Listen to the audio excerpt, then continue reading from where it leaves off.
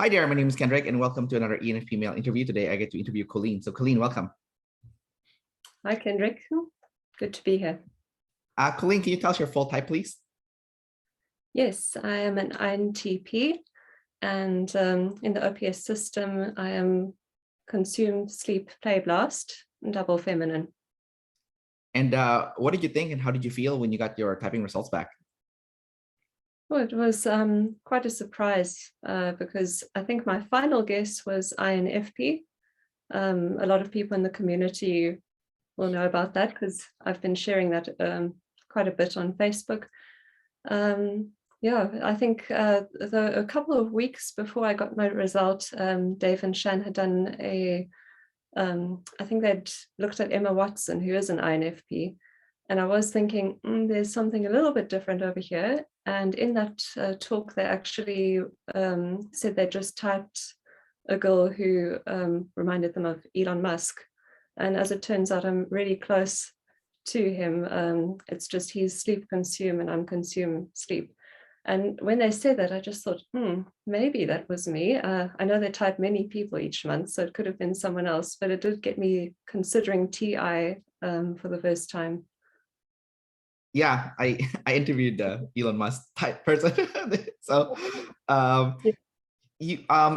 your face shape looks like Mark Zuckerberg. So I think yeah, and he's an INTP, also double feminine, right? So yeah.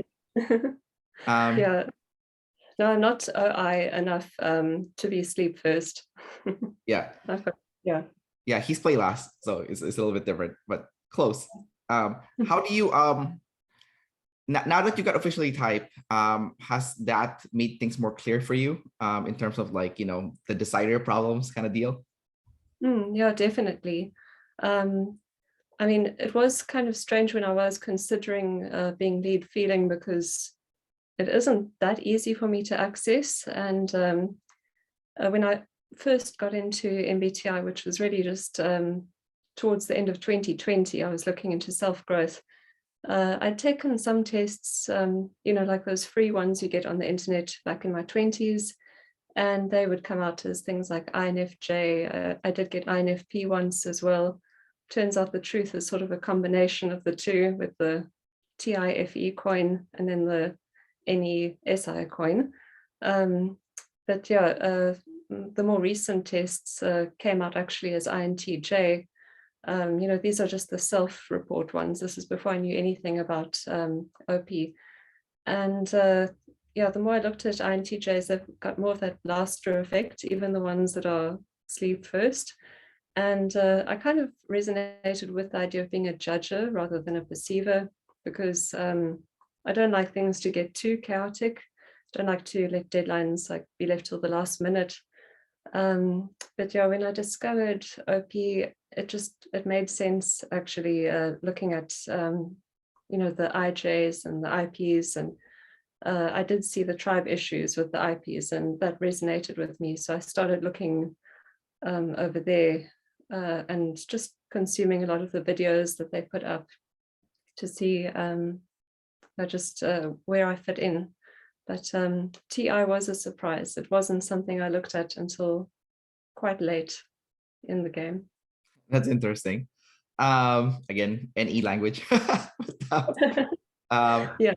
So before we started the interview, you mentioned being like in South Africa and stuff, and you said that you did like a big road trip to Malawi, crossing several countries and stuff. I noticed that the first thing that you tunneled vision on was the people. You're like, oh, this is the first time I put myself in a situation where there's like so many different new people. And I was like, oh my God, it's so interesting that that's like the first thing that you like mentioned is like the different people. Because for me, when you said that, I was like, oh my God, I wonder how many countries you went to. So I was like more obsessed about like the thing and information, but for you, it's like, oh, the people. When you went on that experience and you had new people, what part of that is a little bit like intimidating, the new people thing? Well, yeah, of course. I mean, observers make more sense. You should be talking about the countries in this instance rather than the particular group you were with. But I knew some of the people vaguely. They were part of my church. I find it's good as an IP to put yourself in a community, whether it's a club or whether it's a religious organization, whatever your interests are, it's good to surround yourself with people just to kind of, so you're accountable, and then you put yourself out there more often. But a lot of them I didn't know. Most of them were either much older than me or much younger than me, like fresh out of high school. So it was, again, I'm going to say interesting because if I can avoid like too much social interaction that I do, I've got sleep quite high. And so to actually be in a minibus with people 24 hours a day, different drivers taking turns at the wheel, going through South Africa, then Zimbabwe, then Mozambique, onto Malawi. I think we did that over about 3 days, and it was a lot of time, where you can't really pull away and do the introverted thing where you're just on your own. So it was a test for me, and I'm actually quite proud of myself for having done that, because I think any IP is going to find those kinds of situations stressful. But there were a couple of moments where I got a little bit overwhelmed and had to kind of go on walks when we got there. But for the most part, I had a good time, and it was lovely learning a few words of Chichewa and that when we got there. Yeah, the people were very good hosts. When you were telling that story, the first thing that I was thinking is like, okay, you said that you were there for 3 days, and obviously you're an IP, and that's like the worst thing ever, is like to be with the tribe 24/7, especially if you're low play, for 3 days in a row. So I kind of imagine myself as like me organizing for 3 days in a row, because I have SI in the bottom, and I'm like, oh my God, that would be hell. So I can empathize with your experience. I was like, it's almost like doing like a marathon. For you, it's like the people marathon, and then for me it would be like an organizing marathon, and then you would be left exhausted at the end of it. But I can see also why you would feel proud of yourself, because it's like that is what you're supposed to do, and that is like the path of growth, is to lean towards that, and that's like where you feel like the most fulfillment. It's like when you do the stuff that is like the most painful. So that's awesome. What takeaways did you have from that experience after like you've had time to process it? Is it something that you're like more that you would like to lean more towards because of like the growth that you experienced from that experience? I think I've learned to move towards things that scare me. So one of the things was like they'd be on the go from early morning, and then we'd get up, eat, go into the village, just mix with some of the locals there. They brought various supplies and things for them. It was wonderful being around the children, and they'd follow all of the white people and say Azungu, Azungu, because they're not used to seeing us. And so there are little things like that. We made memories. They'd kill a goat and chickens for us, which was quite a big deal for them. So I felt very like it's a really strong FE culture, and so that's like my weak point. And so just watching these people, I thought, okay, this is how it's done, just putting yourself out for others. But then there were other times, like with the team, where I think by the time we got to the evenings, when they were starting to play like board games and things, then my energy levels were really dropping. And then it's like, okay, I have to pull away, have a bit of time just in my TI. And then I could get a little bit maybe unfriendly. I'm not too sure how I came across to them, but I try to be honest with people so they don't like assume that you find them like unpleasant to be around, or, if you just say, I need some time alone, it's a bit intense for me, then usually they'll give you the space. Yeah, I think that's definitely the way to go. Like if you're introverted, is just to communicate to people that you are introverted and you need time alone. And I think most people understand, and most people like don't think it's like rude or anything. Yes.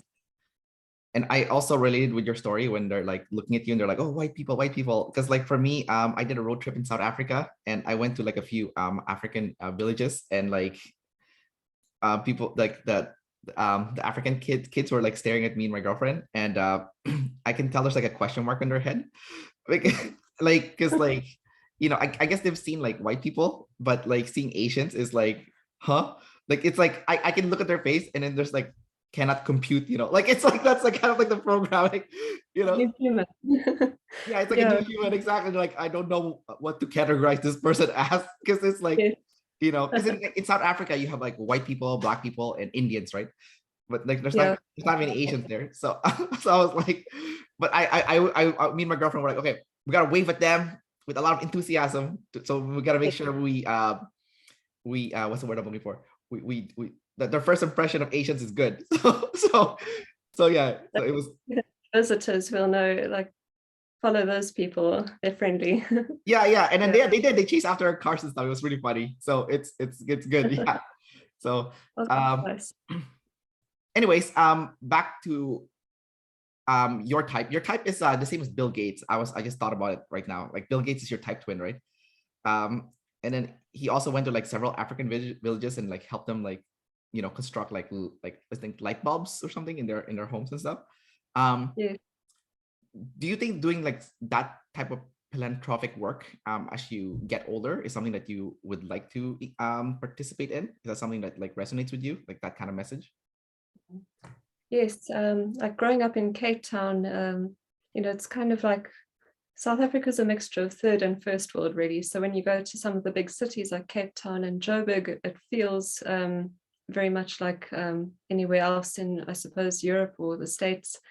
But then you move just a little bit further out and you see like vast rural areas in between. And of course, you've got the townships, which are like right within the cities, often sadly on the outskirts. And so, yeah, you can't help but be aware of these like real contrasts between like rich and poor people who've got access to resources and those who don't. So I'm aware of it, but I'm sure the EJs in my community are like way more active in like going out and doing these things. So looking at someone like Bill Gates, who is an IP, and I suppose his natural inclination would be to just kind of go inwards and just invent things. It's great that he invents things, but with the idea that he's actually going to help people in the end. I know they did a class in Dave and Shan on how he like created toilets that could operate without water and things like that for people. So unfortunately, I'm not an engineer. I'm an artist, but still I find ways, especially since I do educational illustrations, I find ways to use that. And I'd like to continue to use that to kind of be of use to the greater community. So that's interesting that you're an artist, because that's like a very right brain kind of left brain. Sorry? Yeah, you're right. Actually, right brain. Right. And then left hand people. Yeah. Yeah, left brain's more logical, right? Right brain's more like creativity and emotional. So it's kind of interesting that you lean towards the right brain because you're like a left brain person. So what made you decide to go that route? Is it because you're like visual, like you're like a tester visual, or like what made you decide to go that route? Have something to do with my modalities. I mean, quite a lot of my type twins who I've encountered are much more logical, but I think art just fell within my TI box early on in my life, and I just found it was very easy to practice and spend hours just drawing and creating and writing. So I suppose, although I did also try in school to like do my best at the STEM subjects, I already had decided, okay, art is the way to go. And it was interesting when I got to college because I think I encountered a lot more like lead feelers, INFPs and possibly ENFPs. Like there was some very creative like lead NE types over there. Because I studied at a marketing and design school. So I definitely noticed the difference between the way I operated and the way they did, because like they'd choose colors and imagery and it's just on a whim. And I'm not saying that lead feelers don't actually put consideration into things, but I just find with my TI, I always have to like unpack the reasons, like why am I drawn to this? Why am I using this image or this style and not that? And unfortunately, I'd think things to death quite often, when actually you need like a more instinctive approach. But it's later on, I actually use that to my advantage, because I find that there isn't too much competition within my field of like educational illustrations for publishing houses. So I actually got a job fairly easily, rather than going into an advertising agency or something. Well, that's awesome that you found a niche that Yeah. that you cared about, and also that was good for career-wise. It was like the perfect mix. For some reason, Yeah. when I first started talking to you, I thought you were working in like the medical field, because like I'm looking at your background and I'm like, it looks like you're like in a hospital right now. like yeah, and then your like your cardigan, I thought it kind of looks like a lab coat. So I was like I thought you were for some reason working in like some kind of medical field. But that's super cool. Sorry, was Yeah. that? That does fit the stereotype, doesn't it, of the INTP Yeah. being in the sciences. I like that though. I think I often look a lot smarter than I actually am. I can use that to my advantage. Yeah, well, I mean, it's cool. You can peacock as a Yeah. hippie, right? So, uh, Yeah. because you're so first thing I want to mention is you being energy dominant. So it's like as our interview has progressed, it's very obvious that you are very obsessed with like preserving your energy, and also and like you expend your energy when only when necessary. So it's like Mm. you're super balanced with that like energy management. Mm. But another stereotype with or not stereotype, I guess David Chan kind of already proven it, but energy dominants are goofy. So can you talk about the goofy side of you? You where like you don't want to be serious at all, and you just want to like do goofy stuff. I know there's the TI serious, but because you're energy dominant, you're gonna be like a goofy Oh person. yeah, So can you talk about the uh, goofy side of you? I am. Let's see, that would be like lean into my play energy, which would be like NEFE. So I suppose that would be kind of my hippie side, really. Um, I think that would come out more maybe when I'm spending time around other people.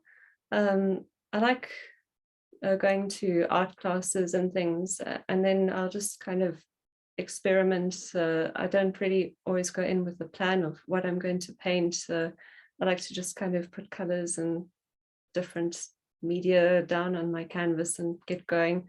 I guess that's more just like laid back rather than goofy. I do have some rather like goofy interests.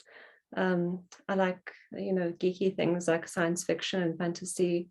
And I even like things like the Star Wars prequels, which a lot of people hate.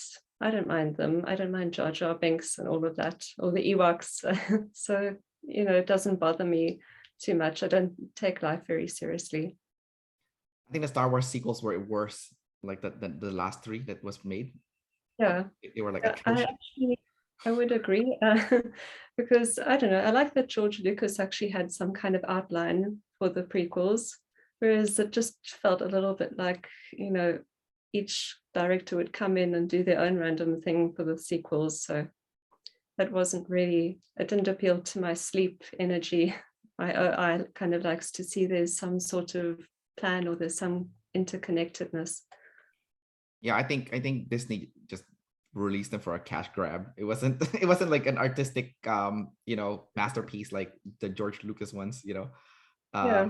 which makes sense because George Lucas, it was his baby, right? So obviously you put a lot of craft and care to it, but when it's not your baby, who cares? Exactly. Yeah, He was also an IP and ISTP, I think. yeah. Yeah. He was TI, yeah. I was surprised. I thought he was like an INFP actually, but Yes. Yeah. I can identify with that conundrum. um, but I think what I didn't like about those movies is the main character Ray. Like she didn't. There's no hero's journey. She was just powered up to the max, like from the start. Like there was no like no Mm. training. Like usually you have to start off like weak and stuff, and then you gotta get stronger. So I felt Yes. like there's a lot of like appealing to social justice warrior. Yeah, Uh, I think there are a bit crowd. some of those dynamics at play over there. I mean, I kind of my TI appreciates that kind of, we're working towards something. You're not great at something immediately. You Yeah, can little steps and progress. So yeah, I would have liked to see a bit more of that. yeah. I mean, like, a good movie I think with a female main character was like the Tomb Raider movie recently. With I don't know if you saw that one. You saw that one? Yeah, no, I haven't consumed that information yet. I'll Okay, have to look. yeah, well, check it Yeah. out. I thought it was good. Even though like the movie didn't do too well, I think the acting was really good. Like the main character, I think her name is Alicia or something. Um, and yeah, no, she portrayed. I felt like, because like I felt like Hollywood is starting to portray a lot of women as like overpowered. Like there's no growth, which I think is like, again, going back to appeasing the social justice warriors. But for her, she actually portrayed the character as very vulnerable, which I thought was really like really good. And it was more realistic. And I'm like, wow, this is like a good heroine.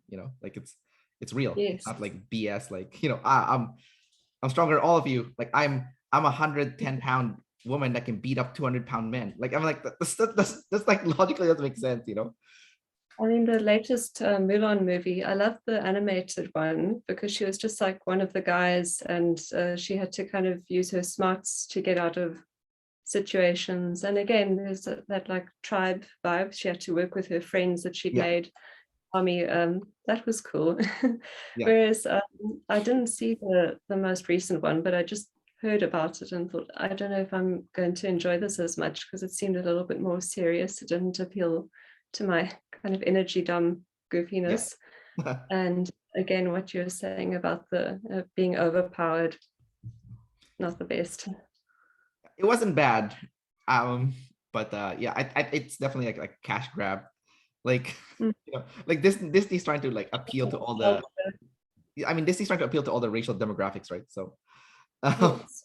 yeah, it's kind of like too blatant now. It's like, uh, Yeah. you know, It may improve over time, once, because I suppose it's like a novelty now. They catch on to something and now, okay, now we must make all the movies that are like feminist or appealing to like new demographics that we've been yeah, ignoring for a long time. yeah, Um, inclusive. I think it's the right word. yeah, It's more inclusive. yeah.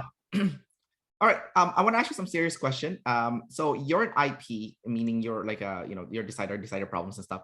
You grew up in a country that has like tons of decider problems. It's like a decider problem like haven essentially.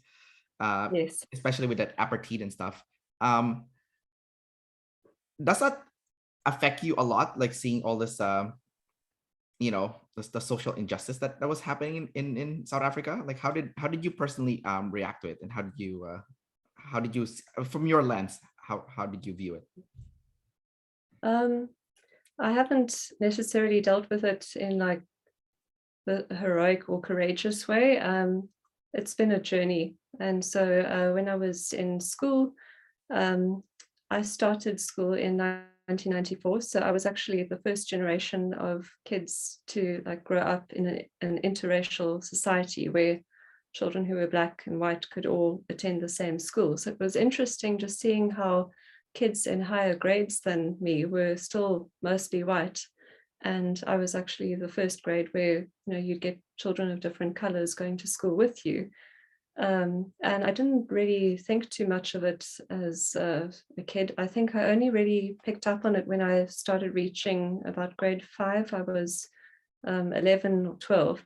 And then they started like bringing things like, apartheid into history. So we'd find out about the different past laws and the segregation and all of that. And so yeah, it felt actually at the time like very distant, like you hear about World War II, and I didn't realize just how recent it actually was, and how it actually affected some of my classmates. Because I didn't have a lot of friends. I always had like maybe 2 friends at the most. I had I think one Black friend in primary school, two white friends, and these sort of topics didn't come up very much. And yet I'm sure that if I were to have like shown more interest in my black friend Monique, she may have had lots of stories to share, but I didn't ask because I'm an IP and I'm self-centered, and I was white, so I was just aware of like my little row and how things were in my family. And it didn't help that my parents had come down from Zimbabwe in the 80s, and so they weren't super in touch with like how things had been going in Cape Town either. So it's sorry, I'm last talking a lot now, but it's definitely been a progression, like just finding out more and more about other people's perspectives as I've gotten older. Sometimes kind of being a bit petulant about it, especially in my teens, like when they introduced in 2004 Black economic empowerment, which is to kind of give preference to people who are Black and have just qualified from university. So like if I were to apply for a job and someone like that were to also apply, they would most likely get it. Things like that, I'd hear about it and I'd think, well, that's not fair. It happened, all this stuff happened in the past, and now we're being punished for what our grandparents and that did. But that doesn't bother me so much anymore, because I actually see how nepotism and all sorts of things ensure that these young white people do get jobs, and there's actually like you actually need to compensate for this huge gap between like different racial groups that exists. And so it is necessary to give preference to people who've come from backgrounds that are like hugely lacking in opportunities and resources. But it's taken me a while to really recognize that. And I've had to just keep my eyes open, and keeping humble is really important. Just listening to what other people have to say and not assuming that you know anything about what it's like to live their lives. All right, a few points from what you said. First, your friend Monique. That's like the most like blackest like name. it's like almost a joke here. It's like if there's a person's a black person, a black girl, then their name would be like Monique or Shaniqua. So it's like it's kind of funny. A second point, I like how you mentioned that it wasn't until grade 5 that you came aware of it. I think when you're young, you're pretty pure and you don't really think about like the whole racism thing. Yeah. I didn't even know what the N word was until I was in grade 10, and I read a book called like To Kill a Mockingbird, and that's when I learned about like that word. I was like, oh, I didn't know this thing. This is horrible, like and the other thing, as earlier you said that you said you apologize for like blasting now, or like I'm like, okay, well you're using play really, not using blast as much. True. Yeah. I just Dev and Shan say that sometimes the blast lasts when they do get going, and also being an energy dump is not like this free-flowing information. It's like we just start going and going and going, and we don't know when to stop. Yeah, it's I mean that's they made fun of you guys because I mean they're both energy dominant too, right? So it's like I think they said that like you guys have to actively like sit down around a table and learn how to talk, because otherwise you're just gonna either goof around or you're gonna take turns blasting, which is like not a good way to converse. It's like it should be back and forth, not like okay, you teach me something and then I teach you something and then I'm like, oh my god, that's not a conversation. All right. So since we're on the topic of blast last, you are blast last. It's SF. It's double feminine also, so it's probably the worst, the hardest one to master if it's like double feminine fourth animal, right? Yeah. What has your struggles been trying to use that SF double feminine blast last? Well, I try to console myself that at least I'm not like a lead play blast last bird chirping person, because then it gets apparently that's even worse. But for me, I suppose my feminine sensory isn't great. I think you've had a taste of that when we were conversing on Facebook. I get details wrong. I can't always remember information. So that's not very helpful for blasting because you're wanting to teach something. And now it's all slippery. The facts can run away from you at any time.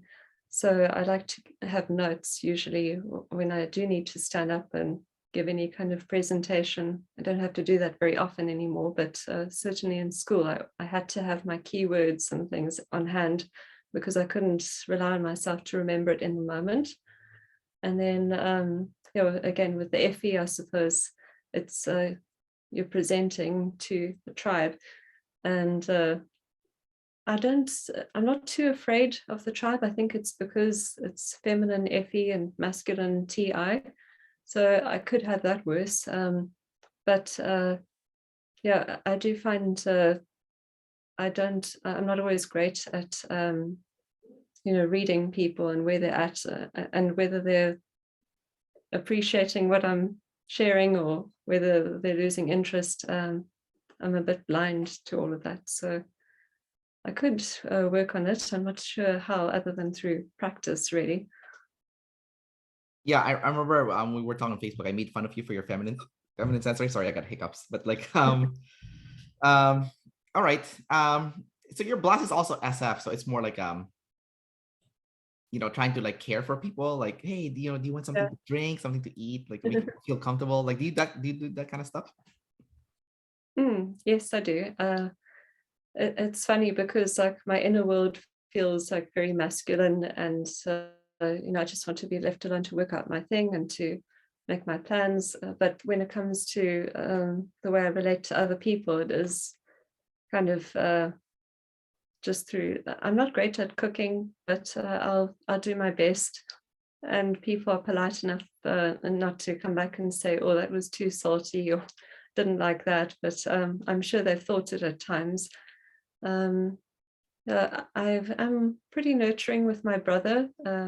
He is autistic. Like he's not the highest functioning, but he's also, he can handle himself. He's fine. But I need to like drive him around sometimes to get him to work and back. And with my dogs, I'm also kind of caring. So I think that's where you see a bit more of the SF coming out. And I think you're also spot on earlier when you said that you're not as bad as the consume place sleep. Sorry, hiccups won't go away.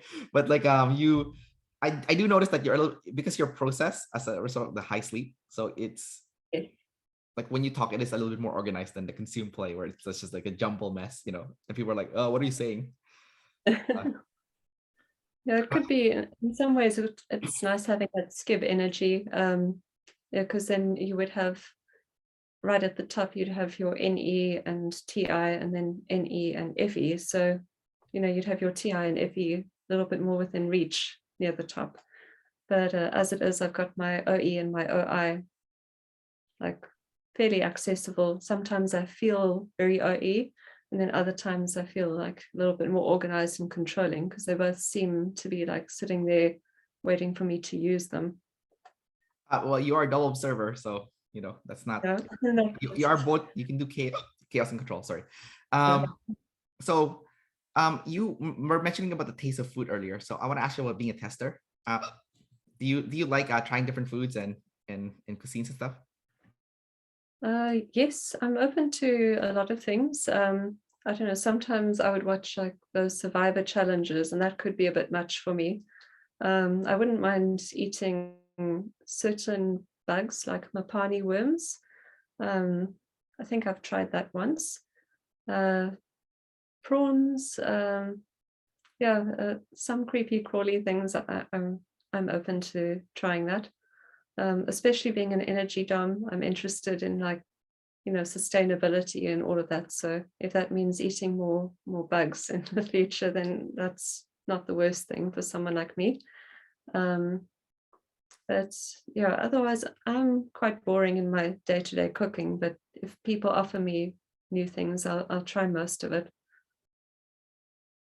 All right, Colleen. I think I asked you all the questions already. So I'd like to wrap up the interview here.